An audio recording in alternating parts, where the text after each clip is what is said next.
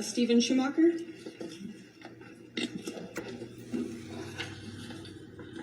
Please approach the podium, state your name and where you live for the record.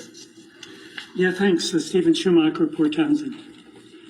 Yeah, look, in past public comments, I regularly asked about police staffing. My underlining concern was ensuring sufficient police if ever Antifa-like gangs threatened to trash and terrorize our town.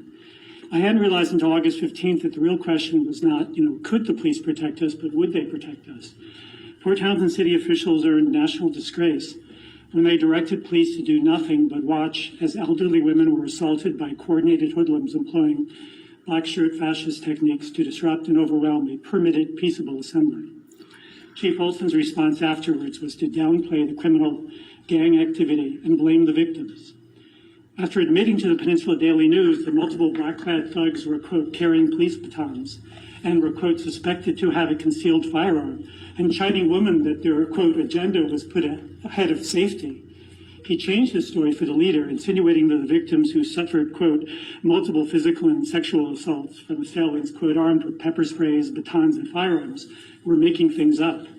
Olson gaslighted that, quote, there was no property damage, not counting the victim's property, and, quote, no visual injuries, discounting bruises, a sprained ankle, and emotional trauma, and that assaulted women may, quote, feel like they were victims, but in reality their experience was, quote, similar to being in a mosh pit.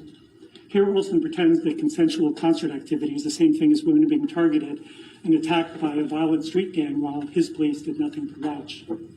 As assaults increased, onlookers repeatedly appealed to police to stop the violence and separate attackers from their victims, but video showed police responding that they had been, quote, directed to do nothing, and if victims, quote, did not feel safe, they should leave.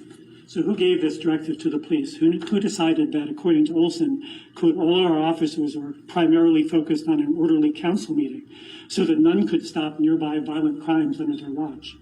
Why did police allow the gang to block folks from entering the council building to sign up for comment so that only sympathizers could make public comments? Was Olson just following orders, or was he involved in writing those orders? So given how council glad-handed with the sympathizers at their August 15th meeting, and given that Councillor Wennstrom was involved and had Facebook campaign threatening women to leave town, and given how the city and its police clearly picked a side and then let it beat up the other side, the question has to be asked, were city officials actively complicit or just negligent in allowing this violent game? Would anyone else like to speak at this point in time? All right, do we have any response from staff? I think I'll just acknowledge, thanks for taking the time to comment. I think I'll address some of Mr. Schumacher's concerns in my city manager report about both events, the 15th and the 3rd.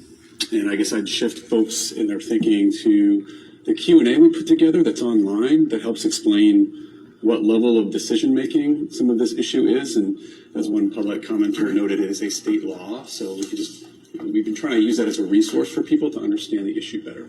So that's all I'll say. Thank you. What? A bullshit? A bullshit? A bullshit. A bullshit.